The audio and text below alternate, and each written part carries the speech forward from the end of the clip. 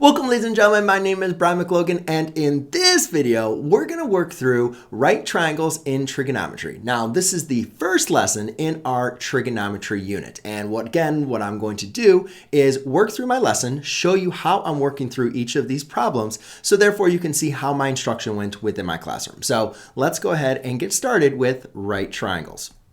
First thing I always like to tell people is, what basically is going to be in this lesson. We're going to find the missing sides of the triangle. We're going to evaluate the 6 trigonometric functions, given a triangle, given an equation, and then we're also going to talk about evaluating trigonometric functions with special right triangles. So really the purpose of this is kind of a good review for students from coming back from geometry or a trigonometry course. So the first thing we kind of remind them of is the Pythagorean Theorem, because up to this point, at least in pre-calculus, we haven't really talked too much about Pythagorean Theorem. So again, just making sure that when we have a right triangle, we have leg and 2 legs, and then we have the hypotenuse. Remember that the hypotenuse is always directly across from the 90-degree angle. The hypotenuse is always larger than the 2 legs. And the Pythagorean Theorem basically just states you're going to square your 2 legs, and that's going to equal to your hypotenuse squared. A lot of commonly referred to as the a squared plus b squared equals c squared, which is a little bit easier to remember than leg squared plus leg squared equals hypotenuse squared. Make sure again that the 2 legs are what make up the 90-degree angle. So most students, don't have a problem with the Pythagorean Theorem, but this is something that we want to be able to do rather quickly in the class. So I do kind of work through just a standard example, and then I gave the student some examples to kind of work through. So in this first one, you can see that we have the 2 legs, and we're trying to find the hypotenuse. So I basically have 2 squared of 2 squared plus 3 squared equals c squared. So again, I kind of work through 2 squared of 2 squared because that's, typically not something that we, it's been a while since maybe students have done that. And for me, the geometry or algebra too. So I just kind of work through that so you can see where we get 8. And then really the important thing here is in this context of this problem, you can see that this is a triangle in space. There is no up and down, left or right, right? This is just in space. So even though in our previous chapters, we always did plus or minus, for today's lesson, we don't really need to worry about the plus or minus because C has to be positive, right? The hypotenuse in this case has to be positive. The legs of the triangle are going to be positive. And again, that's because there is no orientation of these triangles. They're just in space. So now let's just go and work through a couple more examples so you can kind of see what's, how to kind of, work through Pythagorean Theorem a little bit quicker. So again, I'll just, treat these 2 side lengths as A and B, and that's C. So therefore we have 3 squared plus 4 squared equals C squared. Well, this becomes 9 plus 16 equals C squared. 25 equals c squared, and that's kind of nice. You can see that c is equal to 5. So here, I don't actually have any radicals. That's kind of interesting and very helpful. Let's do another one here with some 3 radical 3. So we'll have 3 radical 3 squared plus 3 squared equals c squared. So again, basically what we're doing is we're squaring both terms. So we're taking 3 squared, which is 9, and then square root of 3 squared, which is just 3. So 9 times 3 is going to be 27. 27 plus 3 squared, which is going to be 9, equals c squared. And again, in this case, we have 36 equals c squared. So c is equal to 6. So again, in this case, we have a nice little number right there. In the next example here, we have 7 and 1. So again, now this would be 1 squared plus, let's call this b, plus b squared equals 7 squared. So we have 1 plus b squared equals 49. Subtract 1, subtract 1. And now in this case, we have b squared equals 48. Well, when we take the square root of 48, we can do that, but again, we need to make sure that we can simplify the square root of 48, right? We know it's the positive version, but for this unit, we're always going to want to simplify our radicals, but there wasn't anything, yeah. So this radical, square root of 17, we couldn't simplify it, right? But in this one, square root of 48, that's going to be the important thing that we're going to want to do for all of ours here is simplify all these radicals. So we recognize that 16 divides into there 3 times. So therefore, b is equal to 4 times 3. So b equals 4 radical 3. So that is the simplified version of your square root of 48. And then last but not least here, we have square root of 5 and 2. So let's go ahead and do Let's call this one a. So we'll have a squared plus 2 squared equals the square root of 5 squared. So a squared plus 4 equals 5. Subtract 4. And you can see a squared is equal to 1. So therefore a is equal to 1. So not too bad. As far as the problems. And again, eventually we're going to get to the point where we can do most of this just kind of like in our head. And that's kind of the goal that I want to do. So that's why we kind of work through these 4 problems, even though we're not really going to be often tested just on using the Pythagorean theorem. All right. But then we kind of looked into the sides of the triangle. So, when we look at the triangle, we have leg, leg, and hypotenuse.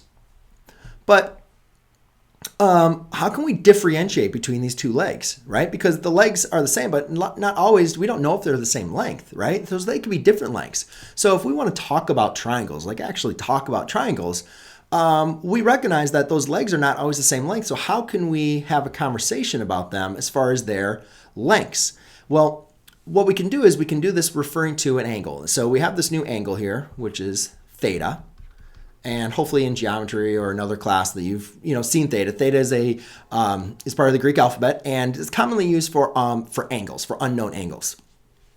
So the important thing is, if we have theta here, we can actually, instead of calling these legs and legs, we could say, well, this is a leg, that's correct, but it's the leg that's adjacent to my angle theta and the 90-degree angle. So this is what we call their adjacent side. And basically the way that I remember adjacent is it's always in between the angle and the 90-degree. Whereas the opposite is kind of on the opposite end of the triangle. So when we have a triangle and we're referring to theta here, you can see that here's the adjacent side, here's the opposite side. But again, this is really, really important because if I was talking about the triangle where theta was up here, now the adjacent and the opposite side are changed. The hypotenuse doesn't change, right? It's always directly across from the 90-degree angle, and it's always the longest side. So the hypotenuse is not changing. Yet, depending on which angle we're talking about, we're going to refer to these side lengths, these legs, as either the opposite side or the adjacent side. So that is kind of like one of the key distinctions as far as what we're doing. Like previously, we just kind of looked at the side lengths, comparing them, with Pythagorean theorem. But if we can actually get a little bit more detailed in our comparisons, we understand that they are going to depend on which angle we are talking about. Now, how can we actually compare them, or what are the comparisons? Well, those are our 6 trigonometric functions. And I bring this up because, I tell my students, for the longest time, didn't understand the 6 trigonometric functions. I knew what they were. When I was taught this, I was just saying, basically remember SOHCAHTOA. And if you can remember SOHCAHTOA, then you'll be good for your test. And it's like, okay. And that's what you did. You just said opposite over hypotenuse. Like, didn't really make any sense. You just did opposite over hypotenuse. But in reality, this is a ratio. And remember, a ratio is a comparison. And so the way I like to look at this is when I'm looking at sine, that the sine of theta, that's a comparison of the opposite side of the triangle based on the hypotenuse of the triangle. Another way of thinking about it is how big is the opposite side compared to the hypotenuse? Now, when you think about it that way, there's some interesting things that happen. We know that the opposite side is never going to be equal to the hypotenuse, right? So you're never going to have a ratio equal to 1 because the hypotenuse is always larger than any other side. We also know that the ratio is never going to be 0, or at least in this case, right? Because at least for the case of this triangle, so for today's lesson. But that brings up an interesting point as far as when it can be 0, and which we'll learn later. But at least as far as when we look from 0 to 1, you can see that the sign is going to be some decimal, right? If you were to take these fractions and put them in decimal form, you're going to get some decimal between 0 and 1. It's not going to equal 1. And for today's lesson, it doesn't make sense for it to be 0, but we will learn later how it can be 0. But yeah, so that's kind of like interesting as far as understanding these, because these are all they are is comparisons. Sine is opposite of hypotenuse. Cosine is how big is the adjacent side compared to the hypotenuse. Tangent is just the comparison of the opposite over the adjacent. Cosecant, and you guys can notice that that's just the flipped version, right? So when we flip something, if we have these are what we call our reciprocals. Okay, so cosecant is the reciprocal of sine. Secant is the reciprocal of cosine, and cotangent is the reciprocal of tangent. Now, the other thing I wanted to mention is, remember, these are functions, right? So there's a couple important things. One, they have an input, and they have an output, right? You plug something in and you get something out. Also, when you plug something in, you're only going to get one thing out, right? One unique item out.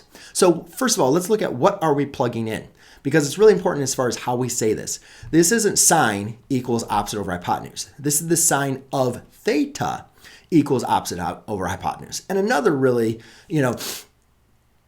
another way to think about this is the sine, like this is based on this theta. This is exactly what I talked about over here. The opposite over hypotenuse is based on the theta. Like if this is theta, then this is opposite over hypotenuse. If this is theta, then that's opposite over hypotenuse. So it's all dependent on your input variable. And again, we say the sine of, and that's very similar to what we also talked about with the square roots. I bring this up because a lot of students will just they'll write the sine function without an angle, or the cosine function, any of these without the angles. And I say, that makes no sense, because that does not make any sense. Because think about it, if I say the square root of 4 equals 2, you're like, yes, okay, I understand that. But if I say square root equals 2, you're like, that doesn't make any sense, because it's the square root of something, right? You have your argument, your radicand is under the radical. That is what you're taking the square root of. You have to take the trigonometric function of an angle, right? And it's always going to be an angle. Okay, because again, you're comparing the sides based on the angle. So we're always taking our trigonometric functions of our angle. Now, are there other angles that we are going to use? And the question is, yeah, we're going to use theta, beta, alpha, phi, gamma. Like take out the Greek alphabet and we can basically use it. In my class, I like to stick with the theta, beta, and alpha. And also I'll be using those the most often. You'll see in this lesson, those are the angles we're going to use. Sometimes we'll use x and y's as well. Sometimes it gets a little confusing using x and y, so that's why we like to use the theta, beta, and alpha. But these are variables as well, and they can represent your angles. So the main thing I want students to understand is these are functions, and then also that they are comparisons of a triangle, of a triangle based on the angle. Right? So they're functions and they're comparisons. So understanding, those I think is going to give us a good foundation as we kind of move through the lesson. All right. So, one of the questions that we're definitely going to be addressing in the class is evaluating the 6 trigonometric functions. So in this example, did I forget? Oh, yeah. So in this example, we were given 2 side lengths, 3 square root of 2 and square root of 2. And what I asked the students to do was to evaluate the 6 trig functions. Well, we cannot evaluate the 6 trig functions unless we have all of the sides. So the first thing we did was set up the Pythagorean Theorem. So you can see here we have the hypotenuse, and then we have this one leg, and then I say this is A. So I go ahead and solve, I get square root of 16, A is equal to 4. Remember, it's always going to be the positive version of 4. And then what we're going to look at is the trigonometric functions. So again, sine of theta, right, and here's my theta, is going to be the opposite over the hypotenuse. Well, I now have my opposite side, and I now have my hypotenuse. So I'm going to take 4 divided by 3 square root of 2.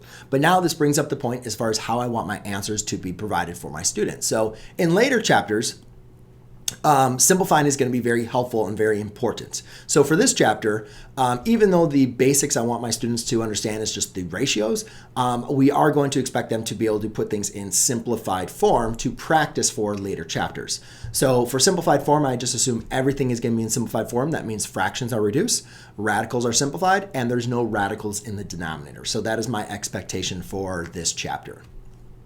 So to get rid of a radical in the denominator, the students are going to rationalize the denominator, multiply by the square root of 2 on the top and the bottom.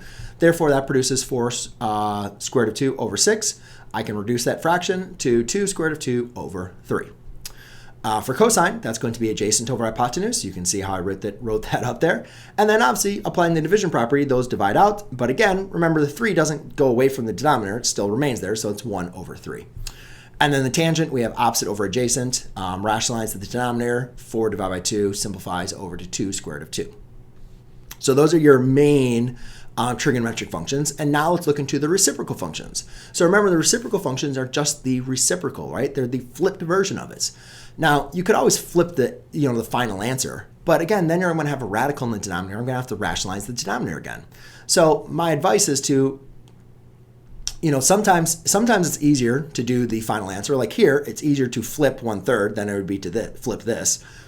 But for sine, it's going to be easiest just to flip my original ratio. Or again, just use the, hypotenuse over opposite. Done. But here for secant, I don't want to do hypotenuse over adjacent. I already know the final answer is 1/3 for cosine, so secant's going to be 3/1, or just 3. So again, that's kind of comes into those little like looking ahead, seeing what's going to be the easiest way to simplify that. And then we're going to have cotangent, which is the flip version of 4 over square root of 2. So that's going to be square root of 2 over 4.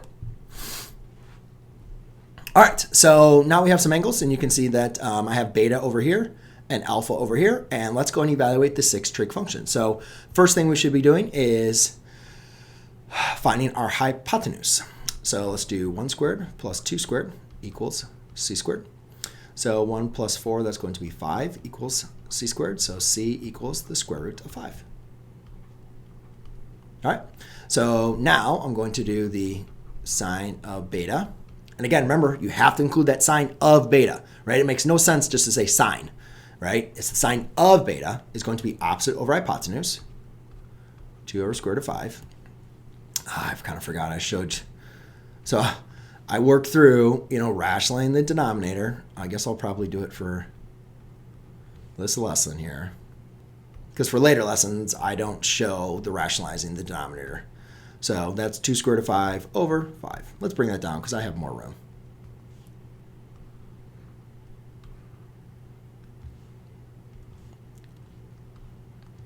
All right, so cosine of beta is going to be 1 over the square root of 5.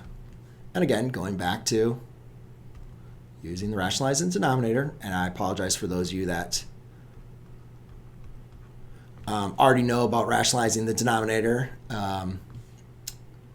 but I just like to make sure students understand this because, yeah, once I stop writing rationalize the denominator, I start moving a lot quicker. And so I just want to make sure that all students understand why I'm multiplying by the square root of 5 to simplify the answer, and as well as how my answer is being represented. Let's kind of put that up. I just want to make sure that 5 is under the radical. All right, and tangent of b is equal to 2 over 1. It's also important to note that when I'm doing these, I told my students that I always want to see the original ratio as well as the simplified answer, because this is an introductory unit. So therefore, I want them to show me the original ratio and then that they simplified, or in how they simplified. Because later, I'm not going to expect that. So cosecant of beta, I'm just going to take the reciprocal here. That's going to be square root of 5 over 2. Secant of beta, that's going to be square root of 5 over 1, so that's square root of 5. And then we have the cotangent of beta, which is just going to be adjacent over hypotenuse, which is 1/2. And there you go. All right, looking at the next example, now we're going to have 2 square root of 5 is the hypotenuse. So that's going to be, let's just call this a. So we'll do a squared plus 4 squared. So 2 squared of 5, so 2 squared is 4, 5 squared is, or square root of 5 squared is 5, so 4 times 5 is 20, equals a squared plus 16 minus 16. And we get 4 equals a squared. So therefore, we can say a is equal to 2. All right, and then so our alpha is up here. So again, make sure that now everything's different, right? This side length is no longer the adjacent side, right? If there was an angle down here, we'd call it a different angle, and we would go through the trigonometric functions there. So again, we're dealing with alpha, so we're going to use a sine of alpha. So sine of alpha is opposite over hypotenuse. So that's going to be 2 over 2 radical 5. Again, the 2's are going to divide out, so that's going to be 1 over the square root of 5. Right? And then you rationalize the denominator. I'm going to keep the same color this time to get square root of 5 over 5. Let's move that over.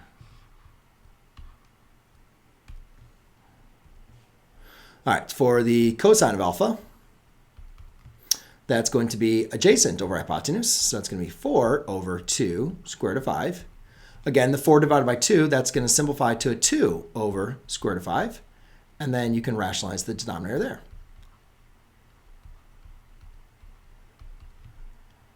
So therefore, you're going to get 2 square root of 5 over 5. And then the tangent of alpha is just going to be 2 over 4, which is just equal to 1/2. Okay. So now, again, if we're looking at the reciprocal functions, let's do the cosecant of alpha. That's just a reciprocal here. So that's going to be 2 square root of 5 over 2, which just equals the square root of 5. The secant of alpha is going to be 2 radical 5 over 4.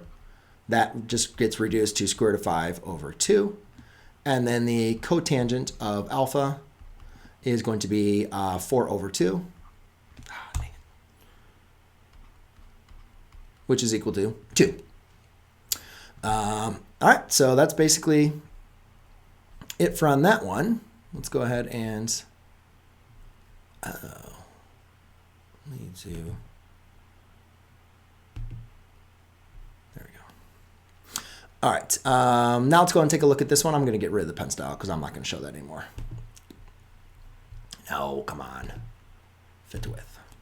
There we go. Okay, so let's go and take a look at these two. So again, now we have x in this upper right-hand triangle. We are given the hypotenuse, so let's go and figure this out. So we're going to have 5 squared equals 1 squared plus, I don't know, b squared. So therefore, in this case, we have 25 equals 1 plus b squared minus 1 minus 1. We have 24 equals b squared. So b is equal to the square root of 24, which we can divide by 4. And so their square root of 24 can be written as 4 times 6. Square root of 4 is 2. So that would be 2 radical 6.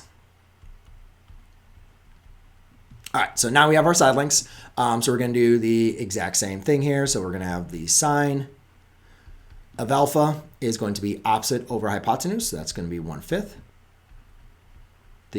I'm sorry, we're dealing with x, not alpha.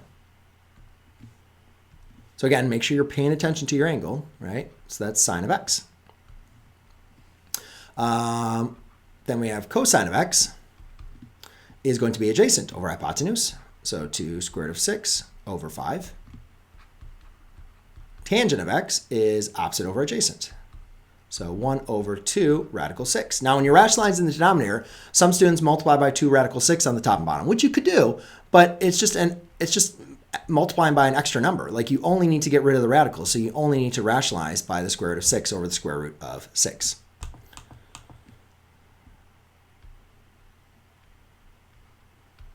Okay, so therefore it's going to leave me with the square root of 6 over square root of 6 times square root of 6 is 6. 6 times 2 is 12.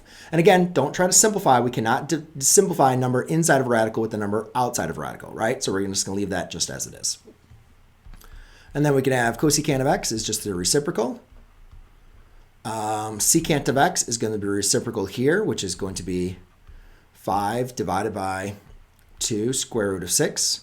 So again, we're going to rationalize the denominator here. So multiply by the square root of 6 on the top and bottom. That's going to be 5 times the square root of 6. Square root of 6 times square root of 6, that's going to be over 12. And then we'll have the cotangent of x is just the reciprocal here, which is going to be adjacent over opposite. So that's going to be 2 radical 6 over 1, which is 2 radical 6. Okay, last but not least here, we have this one. We have our 2 side lengths and our hypotenuse. So let's go and get this. So we have square root of 3 squared plus 2 squared equals c squared. So 3 plus 4 equals c squared. So that's going to be 7.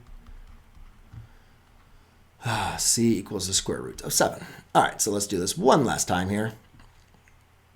So we have sine of y is equal to, so that's going to be opposite over hypotenuse, so that's square root of 7.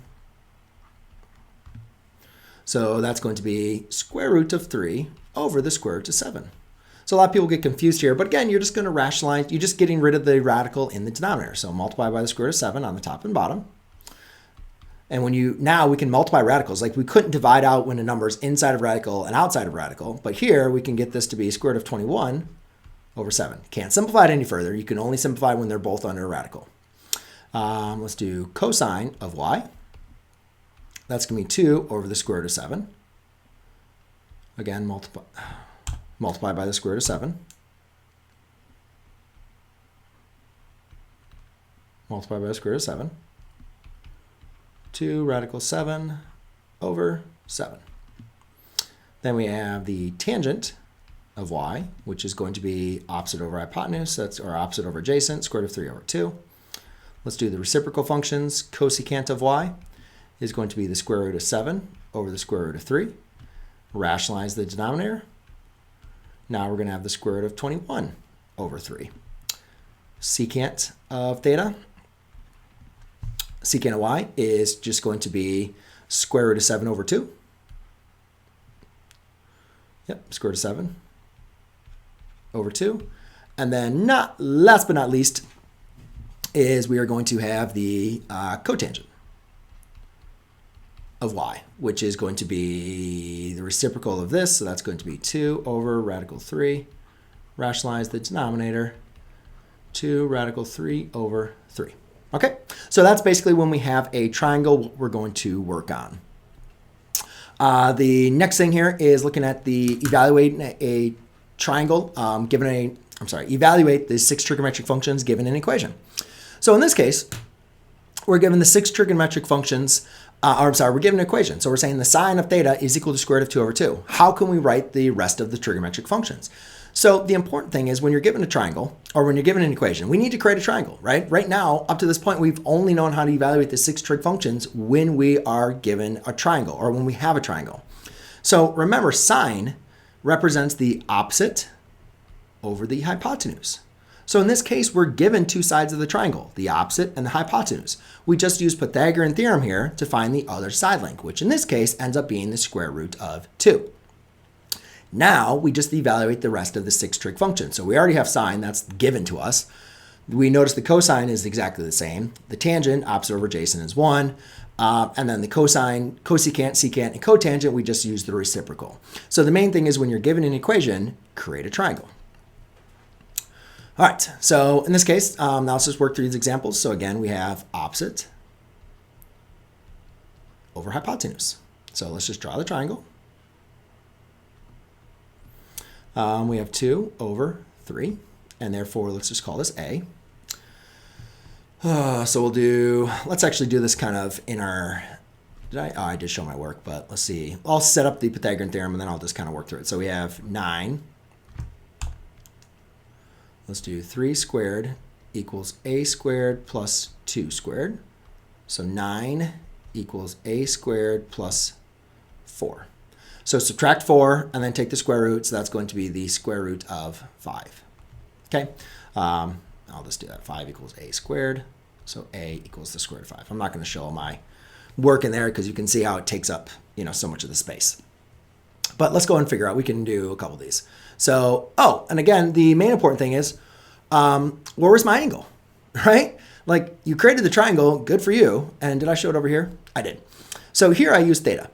And obviously, whatever your angle is, that's the angle you're going to use. But where do you put it? Like, do you always put it here? Do you sometimes put it here? Well, again, it depends on how you label your triangle. Like, I drew the triangle like this, but you could have drawn the triangle any way you wanted to, right? And actually, in class, I drew the triangles in different versions. It was a little bit more difficult for me using this software, so I didn't do it like that.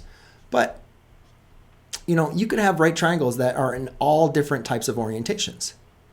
So wherever your side lengths are, that's fine. Just remember, 2 represents the opposite side. So my angle can't be up here. It has to be down here, all right, for at least in this example, the way that I drew this triangle. And typically, I always like to draw this triangle. You can draw different ones however you want to, but, I like to be consistent. But I will show you, if I want to get crazy and have a little fun, we can rewrite it around. Just make sure that 2 is always the opposite side, right? And 3 is always the hypotenuse. So, all right, so now we already have sine of x, so that one's easy. Let's just write it out there, though. Cosine of x is basically the adjacent over hypotenuse, so that's going to be square root of 5 over 3. And the tangent of x is going to be 2 over the square root of 5. So again, I think I've shown the rationalizing the denominator enough, so I'm just going to start rationalizing the denominator and giving you the answer. So I'm giving you the original, and then I'm giving you the finalized answer once simplifying has occurred. Now let's go and do the reciprocal. So cosecant of x is 3 over 2. Secant of x is going to be 3 over the square root of 5, which can be simplified to 3 radical 5 over 5. And then we have the cotangent of x, which is going to be the square root of 5 over 2. All right, next example. We have tangent of theta equals the square root of 3. Now this one gets confusing because you're like, well, there's only a number. Like, what are the sides of the triangle? Like, what are we going to do if we only have one side of a triangle? But again, remember, all the trigonometric functions are a comparison of one side of a triangle to another. Tangent is the opposite compared to the adjacent. So how can we rewrite the square root of 3 as a ratio, as a fraction? Well, we can always just put it over 1. Therefore, this is the opposite side, and this is the adjacent. Okay, so I don't know. Let's have a little fun. Let's do a right triangle like this. Oops, that's not a right angle.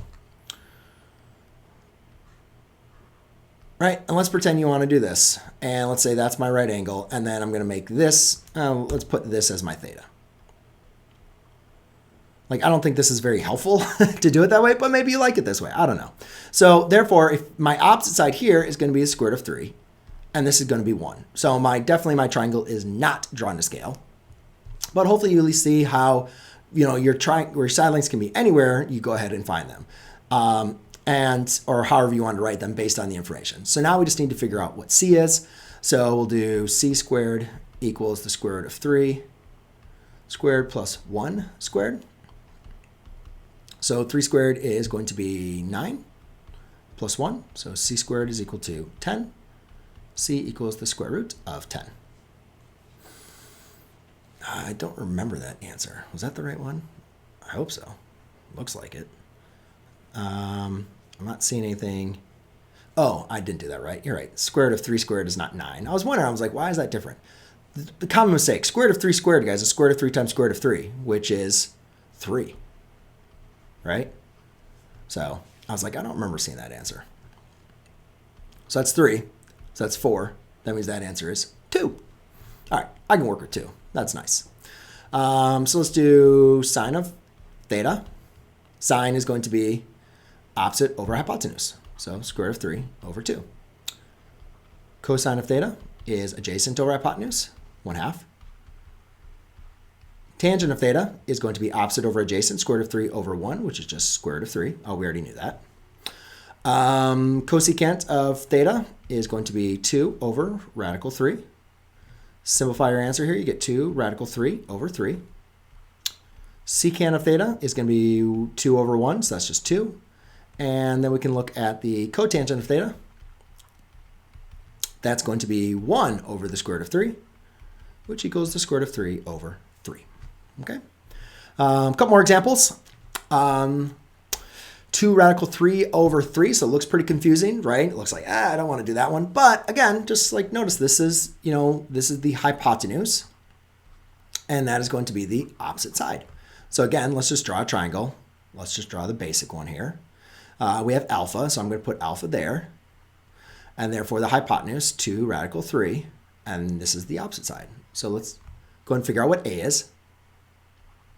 So say a squared plus 3 squared equals 2 radical 3, quantity squared. So a squared plus 9 equals 2 radical 3. So 2 squared is 4. Radical square root of 3 squared is 3. So 4 times 3 is 12. And then subtract 9. Not going to show my work. Subtract 9. Therefore, you're going to get a squared is equal to 3.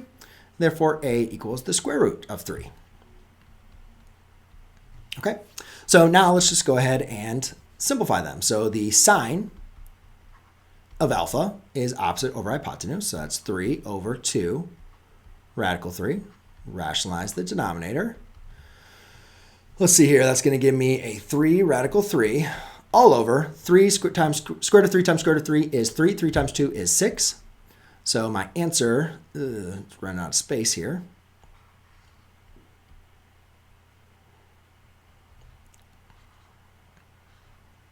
Let's put this down here.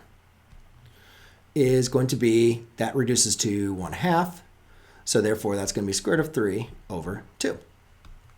And then we have the cosine of alpha. And that is going to be, cosine of alpha is square root of 3 over hypotenuse.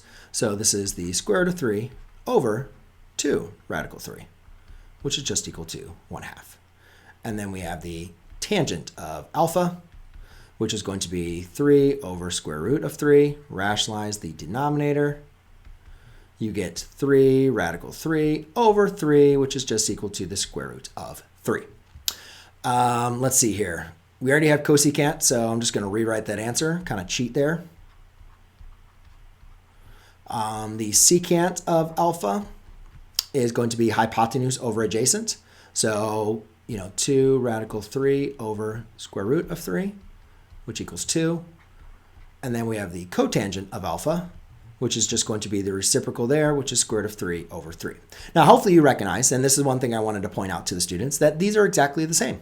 These answers should be exactly the same, which they are. Obviously, they're not on the same slide, so it might not be as easy for you, but when we looked at them on the board, you can see. So it's important that, I can give you different pieces of information and we could still be talking about the same triangle, right? Now, obviously, I'm not sure these are different triangles, right? Because we have different angles, theta there. But it's just important that, something can look really confusing. But in reality, a lot of the math here, the only difference with this one compared to this example was we had a little bit more simplifying to do. But that was it. But again, the sine, cosine, and tangent were all the same. And that's interesting. That's important for what we're going to be learning here coming up. All right, last but not least here is the cotangent of beta, which is the adjacent over the opposite. So I'll go and draw my triangle here. So we have 4 over 3. So 4 squared plus 3 squared equals c squared. And hopefully you remember we did this at the beginning. 25 equals c squared. So therefore, my hypotenuse is 5. Now the nice thing about this is I don't need to rationalize any more denominators, right? So my beta, here's adjacent, so put that right there. So the sine of beta is 3/5. The cosine of beta equals 4/5. The tangent of beta is 3/4. And then the reciprocals are just, flipped. Cosecant of beta is 5/3. The secant of beta is 5/4.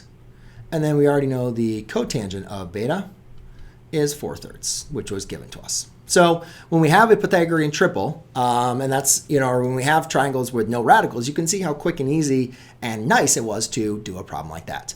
But let's go and investigate why these were the same when we had completely different ratios. And to do that, we had to look at the isosceles right triangle. So when you look at the isosceles right triangle, one thing we notice that the side lengths are the same. So therefore, the two angles have to be the same, right? Because if you have all the angles add up to 90 degrees, and these two, and you have a 90 degree here, and these two angles are the same, then they both have to be 45. When you do the Pythagorean theorem, if you don't know the side lengths here, you have x and you have x, and then let's say you're going to solve for c as the hypotenuse. Well, when you go ahead and solve for c, you recognize that that's going to be x times the square root of 2. So the relationship between an isosceles right triangle is the legs are the same, and the hypotenuse is just multiplied by the square root of 2. And that is what we call our special right triangle, the 45, 45, 90 triangle. So we have x, x, x squared of 2. So this is something that we talked in geometry just to kind of introduce students to it.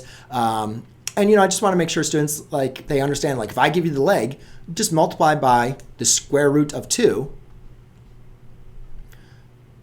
to get to the hypotenuse, right? If I give you the hypotenuse, divide by the square root of 2 to get to the legs. If I give you one leg, you obviously know the other leg is exactly the same.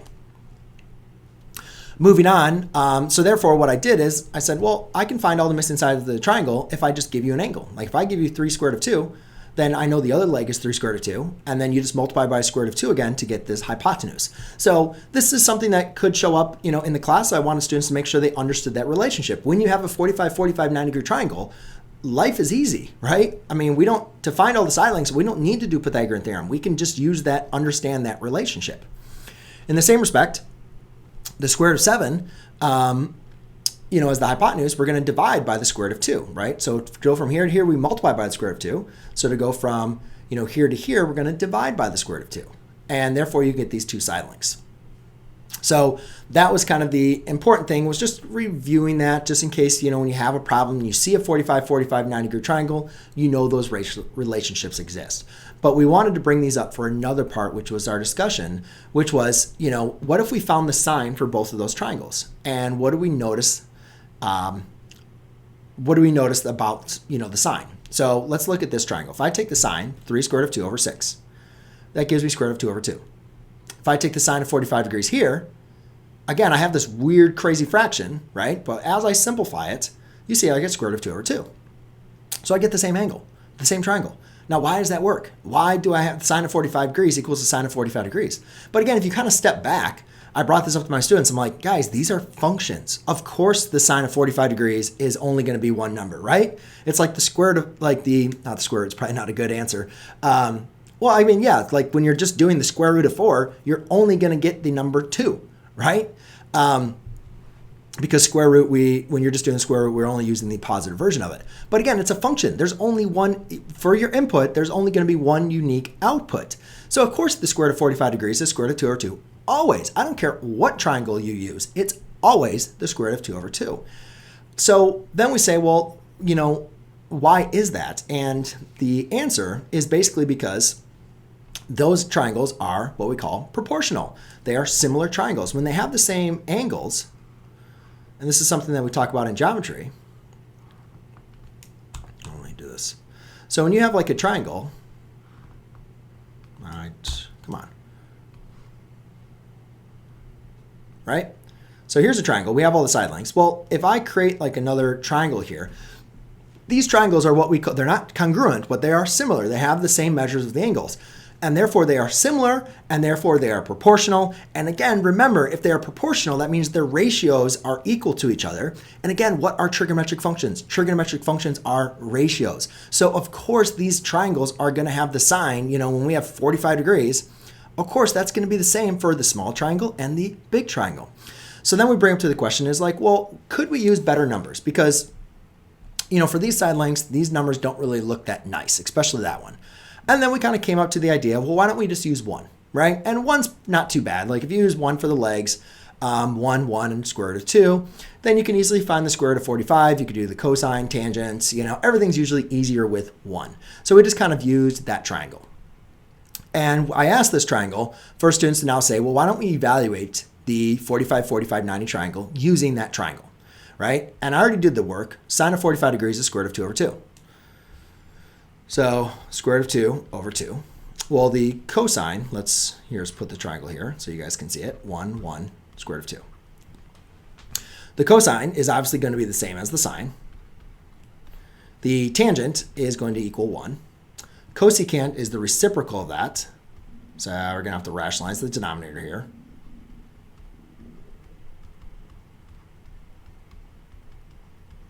But the secant is going to be the same as that. And then the cotangent also will equal to 1. But I did this because I wanted students to recognize that the sine and cosine are the same for this triangle. The cosecant and secant are the same for this triangle, as well as the tangent and the cotangent are exactly the same. And again, that is because on your 45, 45, 90 triangle, your legs are exactly the same. So it's really just bringing in this relationship of the sine and the cosine being the same. And again, this is something we're going to explore in more depth later in the unit. This is just the first day. Then let's say, well, what about another triangle we could investigate? What about the equilateral triangle? That is when all the side lengths are the same. Now, the problem with the equilateral triangle is we don't have a right angle. So therefore, we create this angle and line bisector right here. So that's going to create our 90-degree angle. So if an equilateral triangle, you have 60, 60, 60. But if I bisect that, that's now going to be a 60, 90, 30. And therefore, if I say, well, I don't know the side length of this triangle, so let's use x. Well, then if I bisect this side, that's going to be x divided by 2. And then let's go and figure out for h. So what I did is I did the Pythagorean Theorem. It's a little bit messy. But hopefully you can kind of see my work here, what I did. X squared over 4, put that to the other side. To subtract x squared minus x squared over 4, I got this to be the same denominator by multiplying by 4 over 4. And then I took the square root. Now, this one kind of gets a little confusing here. But when you take the square root, remember you can separate the square root to the top as well as to the bottom. And you can't take the square root of 3, so that's why that remains. The square root of x squared is x, and the square root of 4 is 2. But rather than leaving it like this, I rewrote it like that because what that shows us is it's really x over 2 times the square root of 3. So x x divided by 2, and x squared of 3. Now, it's pretty confusing for most students, especially in geometry. So a lot of times in geometry, what we did was we just used this triangle. So instead of having the hypotenuse here as x and then dividing by 2, we did the short leg as x and then we multiplied by 2. And that's usually the easier way to understand it. It's really the same relationship going on. All I did was I multiplied everything by 2. So basically you take this triangle here and multiply everything by 2. And again, if you multiply everything by 2, all you're doing is dilating the triangle, right? You're not changing the ratios. Like if I have a triangle, like here's my triangle, and then if I multiply it by 2, it's still going to, the sine, cosine, tangent, the ratios are still always going to be the same. So when you multiply everything by 2, you'd get this relationship. And again, obviously this is kind of turned on its side from there. But again, the important thing is if you have the short leg, you multiply by 2 to get the hypotenuse, you multiply by the square root of 3 to get the long leg. And then again, let's say I give you the hypotenuse, or you want to find the short leg. Well, from the hypotenuse, you divide by 2, and from the long leg, you would divide by the square root of 3. So it's just using those inverse operations. So again, we did the same kind of thing. Said, all right, if I give you, this long leg, how do you find the short leg? Well, again, to go from long leg to short leg, long leg to short leg, you divide by the square root of 3. So we divided by the square root of 3, and we just got 2. To go from short leg to hypotenuse, you just multiply by 2. That's how I got 4. And then we did it over here. Now I'm giving you a hypotenuse. So to go from hypotenuse to short leg, so from here to here, we multiply by 2. To go from here to here, we would divide by 2. And then from here to here, we divided by square root of 3. So to go from here to here, we would multiply by square root of 3. So that's exactly what I did there. And then I asked students the same question. Well, what about the sine of 30 degrees? Is it the same for both triangles? And this time I couldn't trick them. They're like, yeah, it is the same for both triangles. They're both going to be 1/2. This one was a lot easier to simplify than that one was to simplify for 1/2. And then we say, well, is there maybe a better triangle that we could use to evaluate? And we kind of came up with, what about when the short leg is 1? And that looks pretty simple, right? So now let's go ahead and use that as our 30, 60, 90. And again, it doesn't matter which triangle. And that's the important thing that I wanted students to come away from this. It doesn't matter what the triangle is. You could use this triangle. You could use this triangle or this triangle. But the sine, the cosine, the tangent of all of those is always going to be the same. But if you needed to figure this out, just draw a 30, 60, 90 triangle and then let's go with it. So the sine of 30 degrees here is opposite over hypotenuse. So that's 1/2. The cosine of 60 degrees is adjacent over hypotenuse. Secant of 30 degrees is going to be hypotenuse over 30 degrees, so hypotenuse over adjacent. So it's going to be 2 over the square root of 3, which is 2 square root of 3 over 3. The cosecant of 60 degrees is going to be hypotenuse over opposite.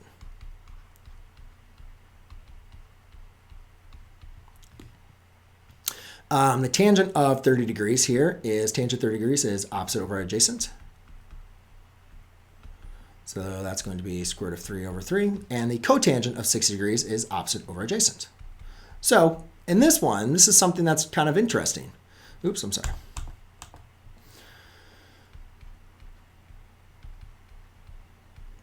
So again, in this case, what we have is we have a, in this case, we have a triangle that is, so again, if you remember the 45, 45, 9 triangles, like the sine of 30 was equal to the cosine of 30, right? Or the sine of 45 was equal to the cosine of 45, right?